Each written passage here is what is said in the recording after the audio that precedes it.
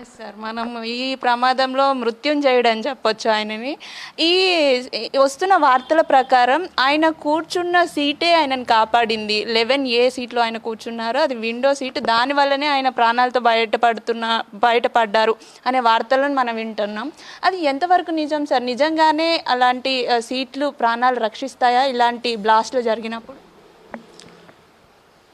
అది నా personal view అయితే మాత్రం అలా కాదండి.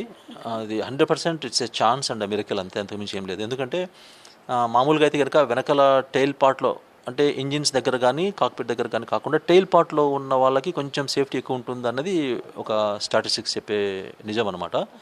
కానీ ఈరోజు అలా జరగలేదు. ఎగ్జాక్ట్లీ దానికి ఆపోజిట్గా జరిగింది. 11 అనేది చాలా ముందర ఉంటుంది ఒకటి, అండ్ ఎడం పక్కన అంటే విండో సీట్ అంటే మధ్యలో కూడా లేదు, అంటే వెనకలాను లేదు, అట్ సేమ్ టైం మధ్యలో కూడా లేదు. ఓకే, కాబట్టి ఇప్పుడు మనకు తెలుస్తున్న న్యూస్ ప్రకారం ఏంటంటే ఆ ఇంపాక్ట్కి ఎయిర్క్రాఫ్ట్ బ్రేక్ అయింది. ఆ బ్రేక్ అయినప్పుడు seat it was flung off, seat బయటికి విసిరేయబడింది ఆటోమేటిక్గానే.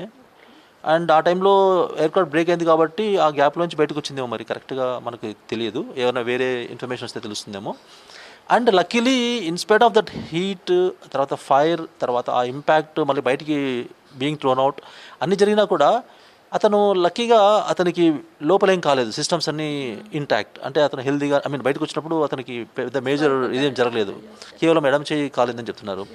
కాబట్టి ఇదంతా అనుకోకుండా జరిగిన ఒక అద్భుతమైన వరం అని చెప్పొచ్చే తప్ప 11A లక్కీ అని కానీ, లక్కీ అని కాదు, సేఫ్ అని కానీ, లేకపోతే ఎమర్జెన్సీ డోర్కి దగ్గరగా ఉంటే సేఫ్ అని కానీ అలాంటి చెప్పడం కొంచెం కష్టం అండి.